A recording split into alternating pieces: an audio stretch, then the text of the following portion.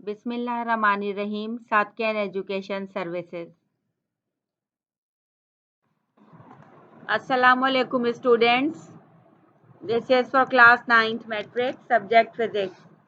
Chapter number 10 properties of matter. Today we will study book page number 158 till 163 and it is session number 2. Today our first topic is pressure. It is a ratio of force per unit area applied to a body is called pressure. It means that the ratio of force per unit area applied is called on a body is called as pressure.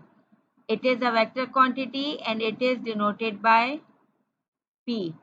And mathematically we will write it pressure is equals to force divided by area. P is equals to F upon A. Now what will be its unit? Its unit will be Newton per meter square. कैसे हुआ Newton per meter square? Force is measured in Newton and for area it is length into breadth. यानी length भी metre में हम major करते हैं, breadth को भी हम किसी भी चीज़ की चौड़ाई को भी लेंथ इंटू ब्रेड्थ दोनों चीज़ें मीटर में मेजर की जाती हैं तो हमारे पास मीटर स्क्वायर आ जाएगा. A woman, अब इसको हम कैसे एक्सप्लेन करेंगे? A woman putting on high heels sinks more into a soft ground than when the same woman puts on the flat shoes. अब अगर कोई खातून हाई हील पहन के किसी सॉफ्ट ज़मीन पर चलती हैं तो वो ज़्यादा अंदर तक उनके शूज़ ज़मीन में जाएंगे, दब जाएंगे. लेकिन अगर फ्लैट शूज़ पहने जाते हैं तो जमीन में पाँव नहीं अंदर जाते. क्या रीजन है इसका? Gravitational pull is same in both cases. दोनों केसेस में ग्रेविटेशनल पुल तो वेट के इक्वल है उन खातून के, लेकिन क्या होगा कि प्रेशर जो वो फोर्स अप्लाई कर रही है दोनों केसेस में वो डिफरेंट है.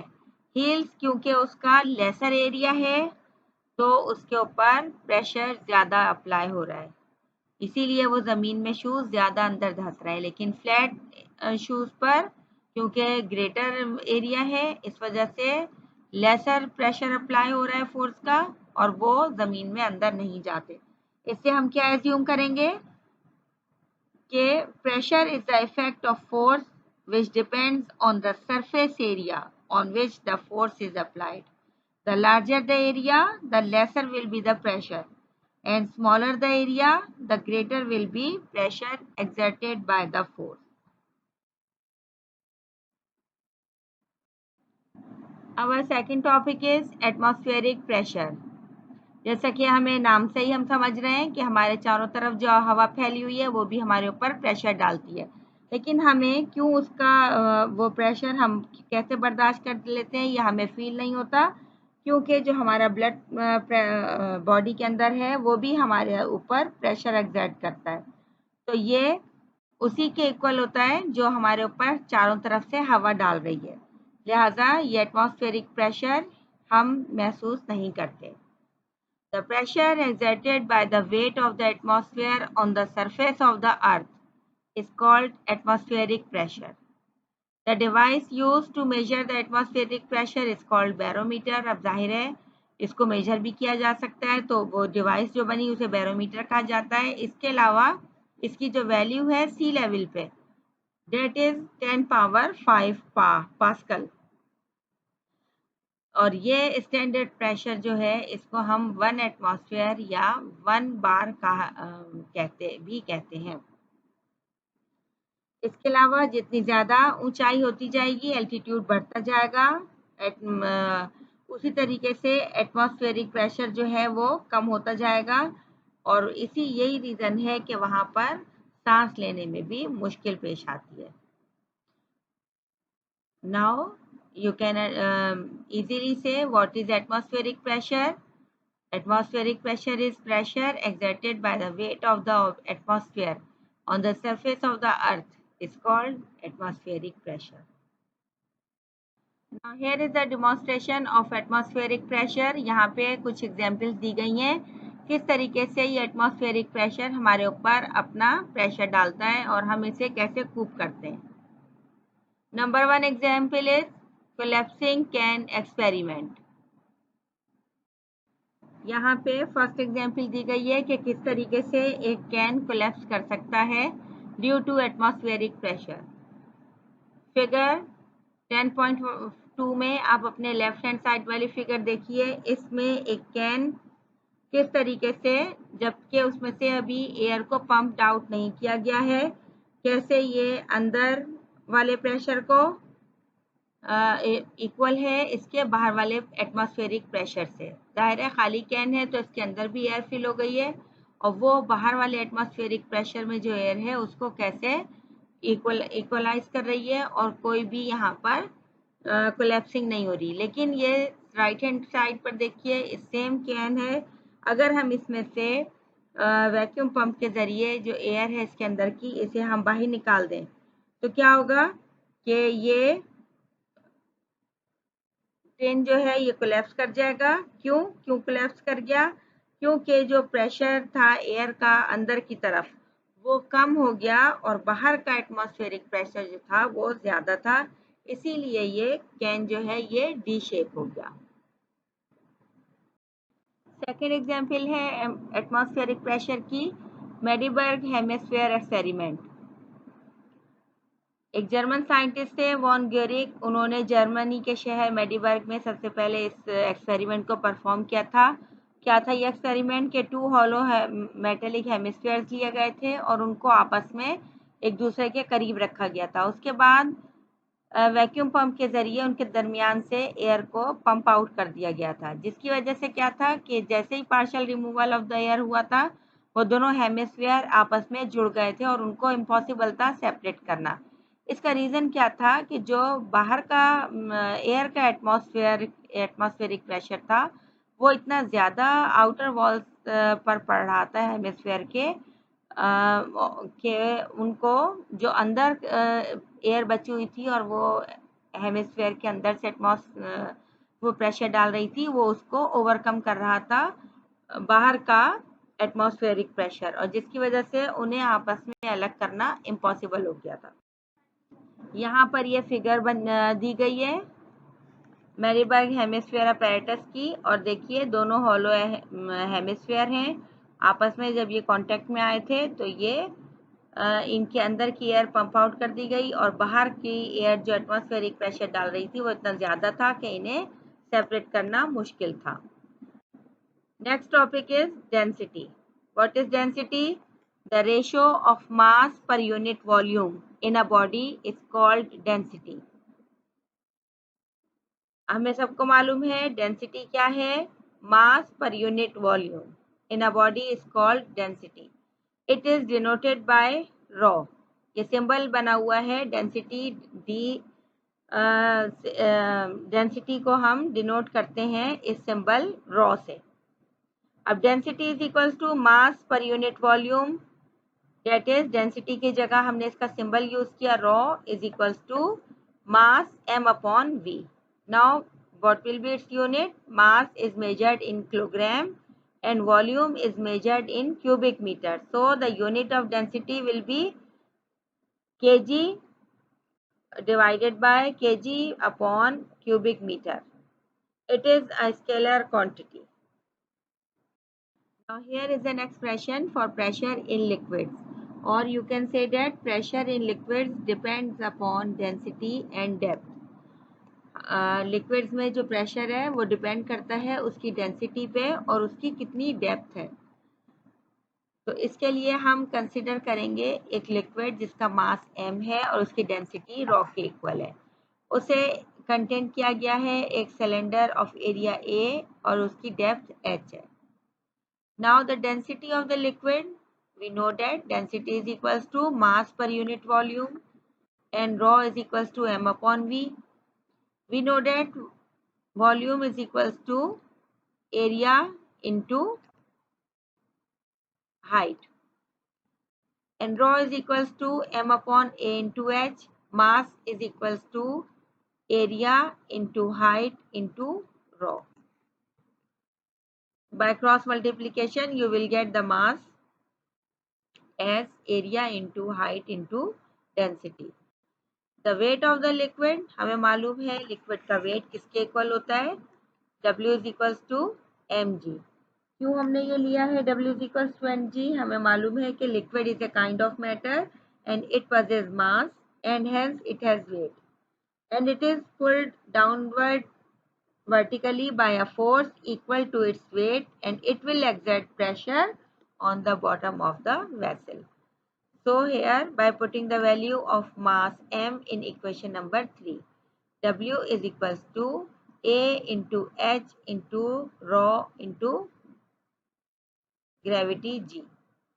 We know that force per unit area is called pressure, so P is equals to F upon A.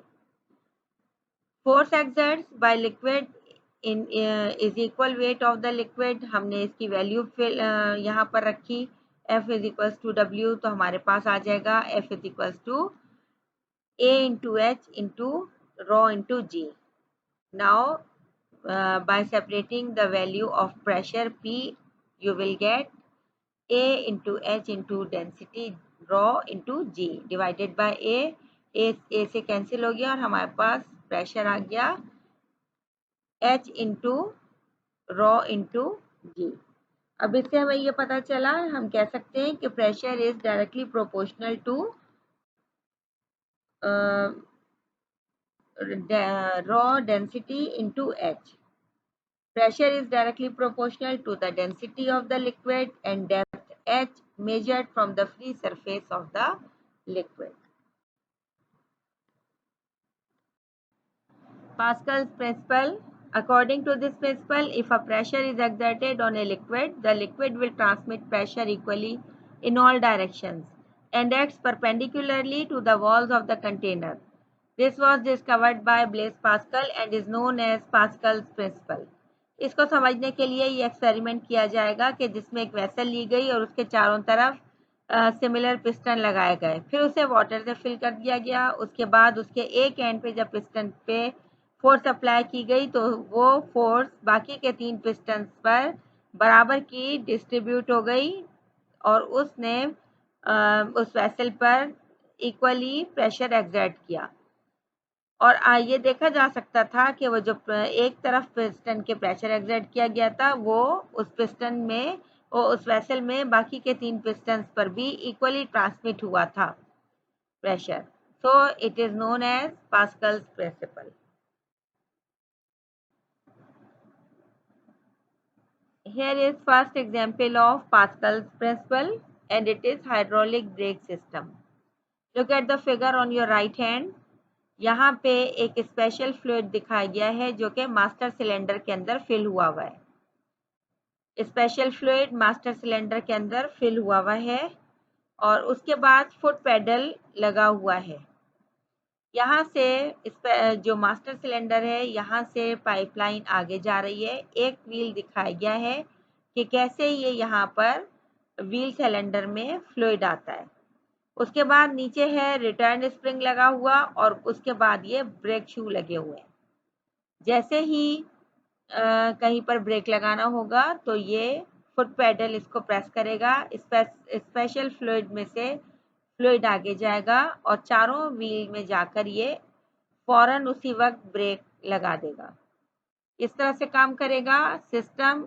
This system is used in vehicles, consist of A master cylinder joined by tubes to 4 smaller cylinders, one for each wheel of vehicle. The master cylinder and each of the brake cylinders are provided oil-tight pistons. When we push on the brake pedal, it causes a force on the piston in the master cylinder. This pressure transmits equally in all directions. This pressure affects the points present in the whole cylinder. These pistons force the brake shoes to expand and resulting friction stops the wheel. It is an example of Pascal's law. Now second example is hydraulic lift. Hydraulic lift में क्या है कि दो cylinder आपस में fitted हैं। एक है narrow cylinder A, it is on your left hand side and it is connected with wider cylinder B on your right hand side. The wider cylinder is cylinder B and they are fitted with airtight pistons. दोनों पर airtight pistons लगाए गए हैं।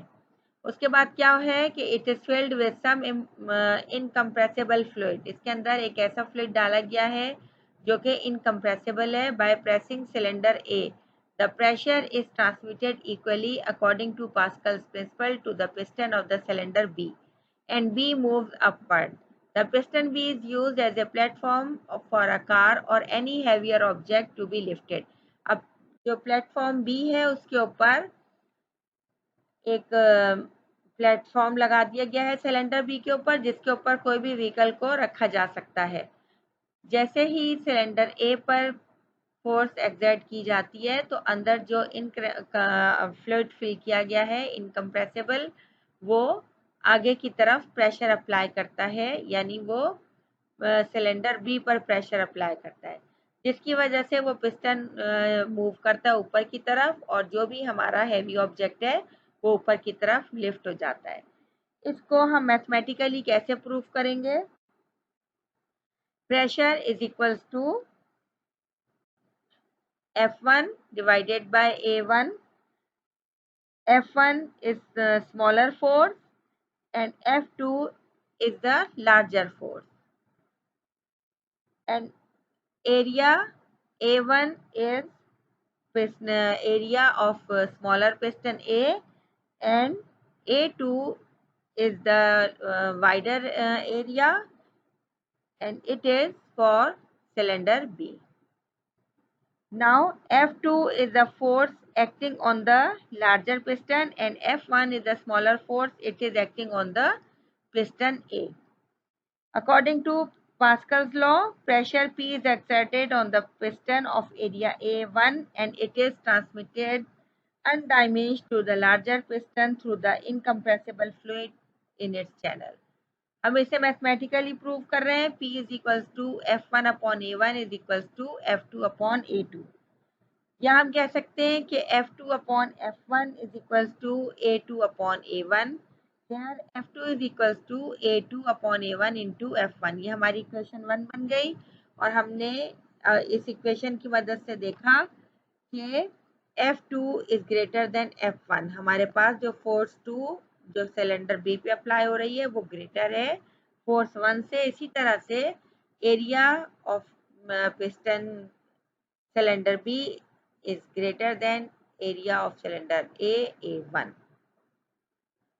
इसको हम कैसे कहेंगे कि अब हमने जैसे सिलेंडर ए पे जो फोर्स अप्लाई की थी, इवन ये कि वो स्मॉलर एरिया पे अप्लाई कर रहे थे हम, लेकिन उसने एक बड़ी फोर्स अप्लाई की, जनरेट की F2, जो कि एरिया A2 पर उसने अपना एक्ट किया और इसकी वजह से जो लार्जर पिस्टन था वो अपवर्ड मूव कर गया और जो भी हमारा उसके ऊपर व्हीकल वगैरह रखा था वो ऊपर लिफ्ट हो गया।